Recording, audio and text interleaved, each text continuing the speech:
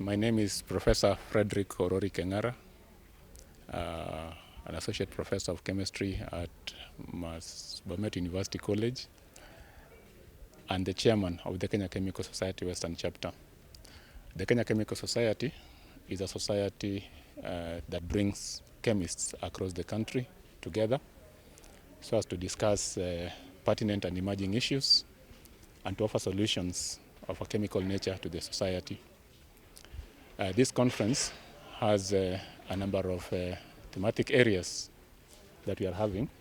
It's our 11th international conference that is being held at Jaramogi Oginga Odinga University of Science and Technology. Jaramogi Oginga Odinga University of Science and Technology falls within the Western chapter. KCS is organized into regions where these regions are based on geography. The Western chapter consists mainly of the former Nyanza and Western provinces and a few counties in the environs. We have others like the Nairobi chapter, the Coast chapter, and so on.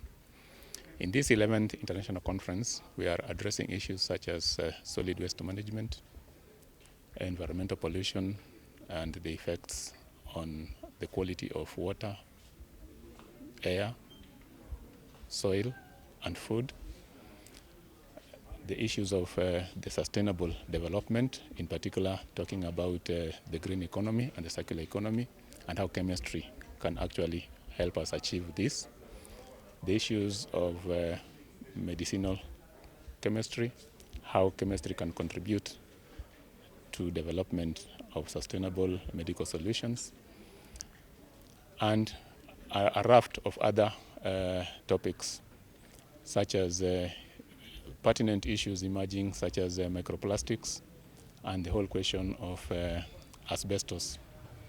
On 28th of last month, that's August, the CS for Environment, the Honorable Duale, gave a directive that NEMA should ensure that all asbestos roofs are removed within 3 months.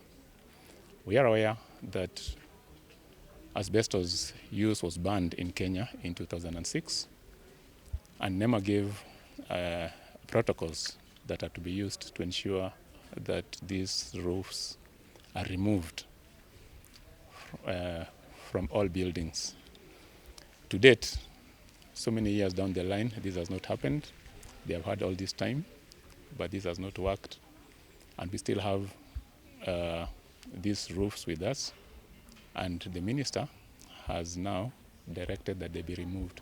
We want to commend the minister for taking this bold move, but as we move to execution of this, as chemists, we are concerned that this process should be done in a way that does not endanger citizens of this nation. In particular, given the expertise that is required and the finances that are required, we would like, for purposes of comfort of the citizens, that NEMA actually confirms whether this process that the minister has directed to be done was actually budgeted for, so that this work can actually be done and done with the safety and rigor that it demands. In particular, in the protocol of NEMA, it placed previously the cost of carrying out this removal and disposal of asbestos on the owner of these buildings, or what they are calling the generator of the waste.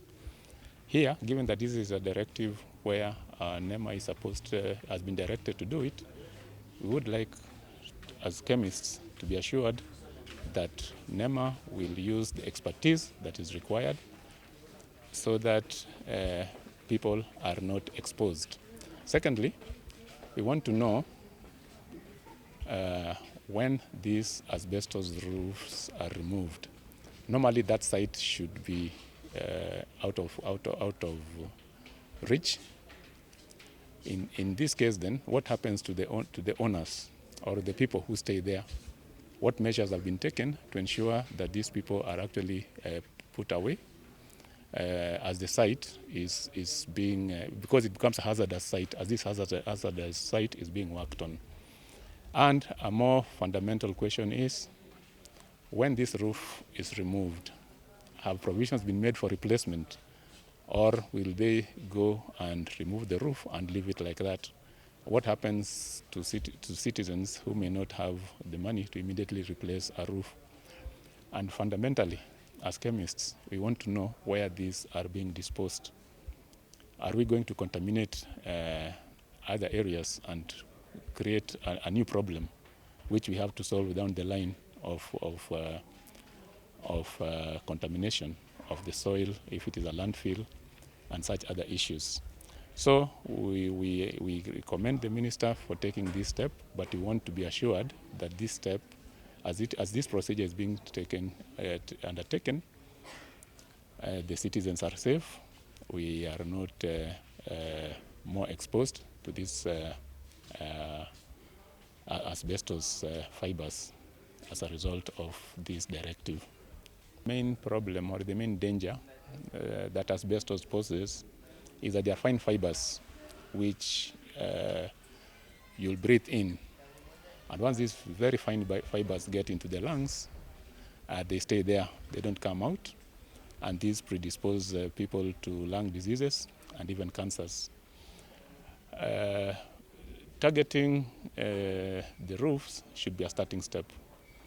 The reason being that from the roof, people stay there, and therefore the exposure is higher from asbestos roofs.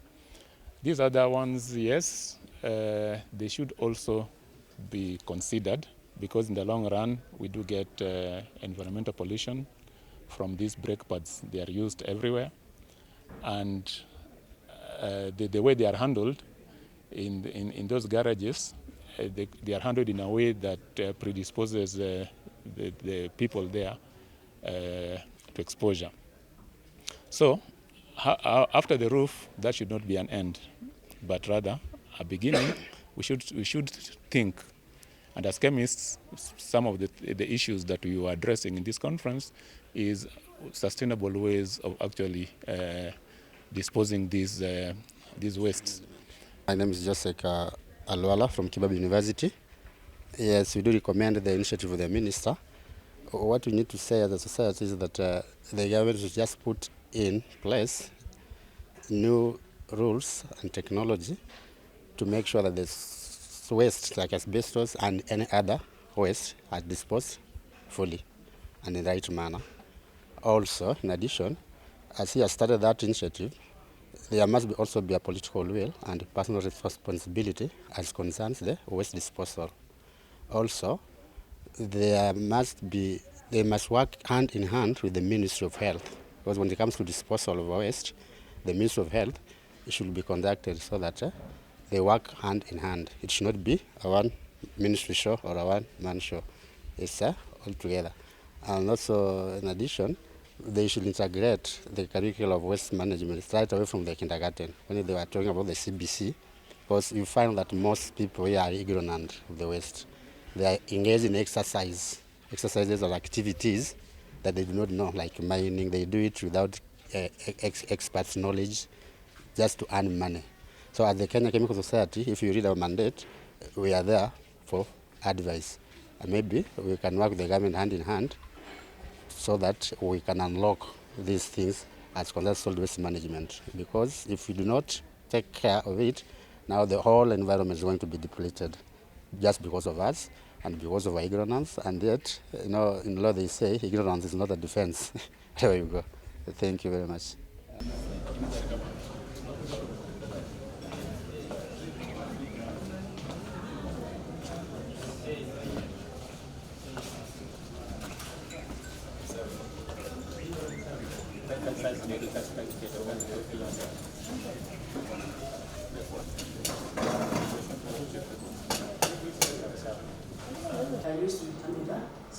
So you must start somewhere.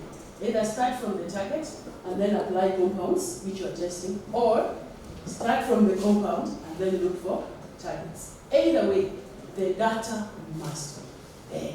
Yeah, my point For computers, garbage in, garbage out. It will only work if we have the chemist. So the chemist is going to generate the chemical data. What's chemical data? Yeah. First of all, you start with profile. You do high resolution mass spec. Right? After you've done profiling, what information are you picking there? Retention time, mass, the MS fragmentation, which I've stressed. This information can be compared to what's existing in the database. Number two, even from the root, there is what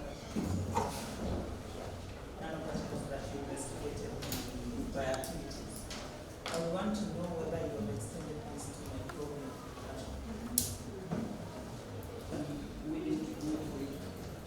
Okay, I'm saying that because of the sustainability issue. You know, the more you plant the plant, the more they touch. My question is, as the drug is able to target the right bacteria and not kill the useful ones.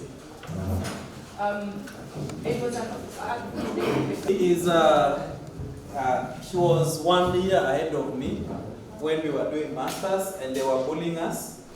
So I will not retaliate. But one thing about her, I want you just to hold your sugar, or is it too low, sugar level? Are they too low? Can you manage one more presentation? Kindly, Doro. Where really had a lot of good words about Dorothy. And I don't know how they are working now. They're now colleagues. So she will tell us more about the